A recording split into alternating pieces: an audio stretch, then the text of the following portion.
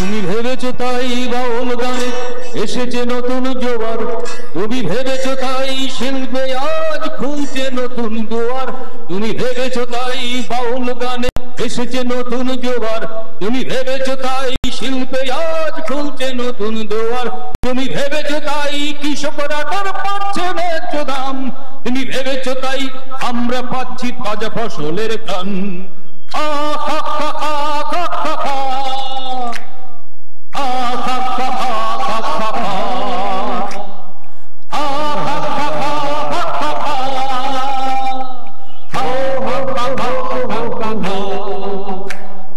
সুন্দর থেকে সুন্দরতর সবই তোর উপর দেখে কৃষক মজুর গাইছে গান আজ মনের সুখে, সুন্দর থেকে সুন্দরতর সবই তোর উপর দেখে কৃষক মজুর গাইছে গান আজ মনের সুখে। তুমি ভেবেছো তাই, তুমি ভেবেছো তাই কন্যাশ্রী স্বপ্নের বুনিয়াদ, তুমি ভেবেছো তাই রহিম চাচা খুশিতে আল্লাহ, তুমি ভেবেছো তাই কন্যাশ্রী স্বপ্নের বুনিয়াদ, তুমি ভেবেছো তাই রহিম চাচা আল্লাহ, তুমি ভেবেছো তাই পাহাড়ে আজ ফুটেছে কৃষ্ণচূড়া, তুমি ভেবেছো তাই আমরা শুধু বুকের সকল ধরা।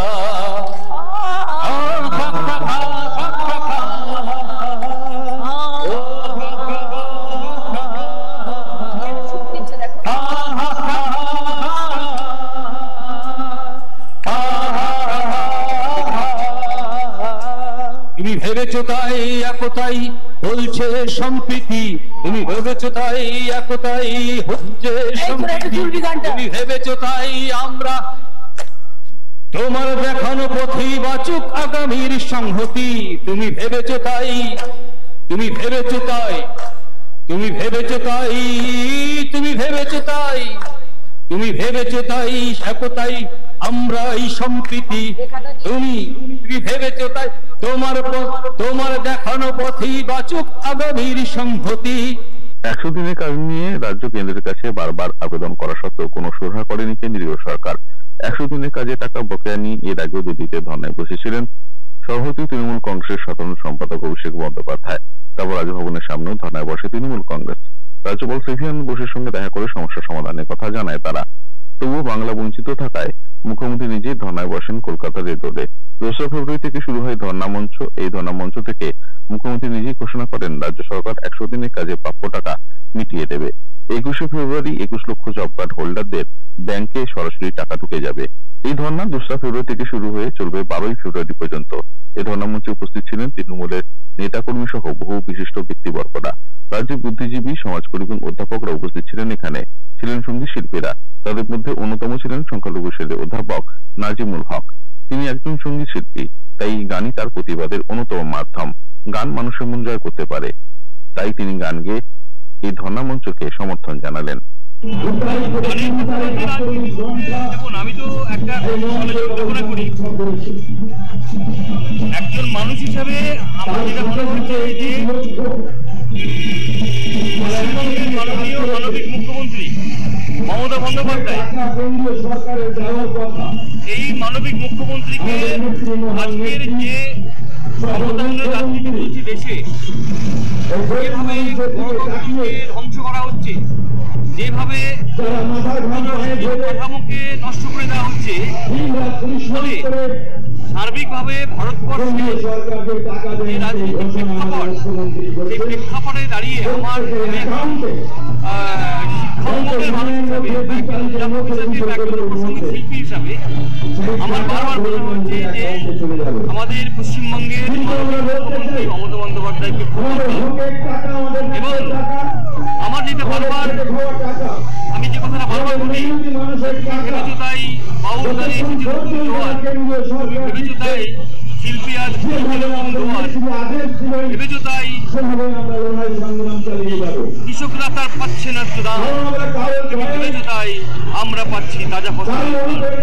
ফলে সর্বস্তরের মানুষ, কি কৃষক, কি মজুর, কি যুব, কি ছাত্র, শ্রেণীর মানুষকে একত্রিত করা বা ঐক্যবদ্ধ করা এবং আজকের এই যে জগন্নাথ একটা আজকে দেশের শাসন ব্যবস্থায় যিনি আছেন মোদী সরকারের বিরুদ্ধে যদি কেউ বলতে পারে চোখে চোখ রেখে, তাহলে আমি মনে করি আমাদের মানবিক এটা আমার মনে হয় একটা যুগান্তকারী সিদ্ধান্ত।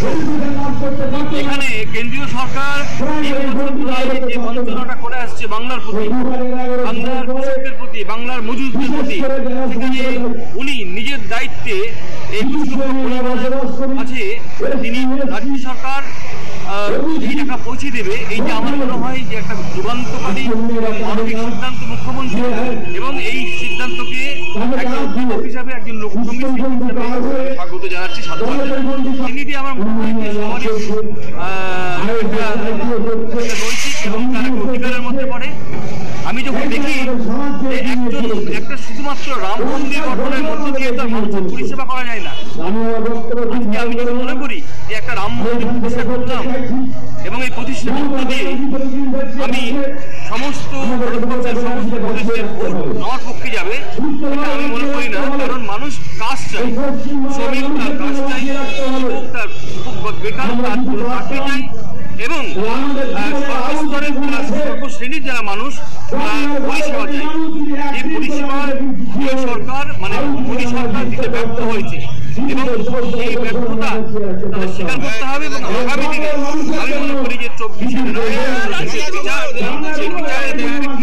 নতুন সরকার নতুন সুচিন্তায় ঘটবে এবং নতুন করে ভারতবর্ষের স্বাধীনতা সমন্বিত হবে, সাধিত হবে বলে আমি মনে করি।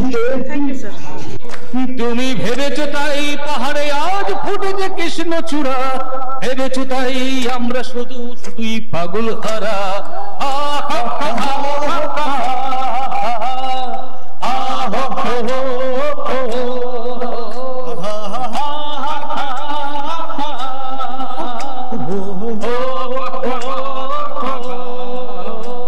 তুমি ভেবেছো তাই বাউল গানে এসেছে নতুন জোয়ার, তুমি ভেবেছো তাই শিল্পে আজ খুলছে নতুন জোয়ার, তুমি ভেবেছো তাই বাউল গানে এসেছে নতুন জোয়ার, তুমি ভেবেছো তাই শিল্পে আজ খুলছে নতুন জোয়ার, তুমি ভেবেছো তাই কৃষকরা তার পাচ্ছে ন্যায্য দাম, তুমি ভেবেছো তাই আমরা পাচ্ছি তাজা ফসলের ঘ্রাণ।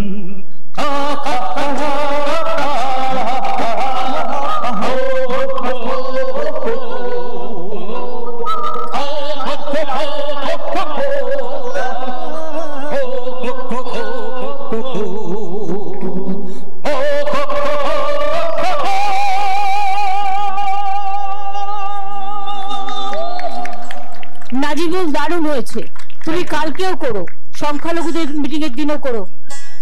হ্যাঁ, গান ওকে ধরে রাখিস। Report channel 10।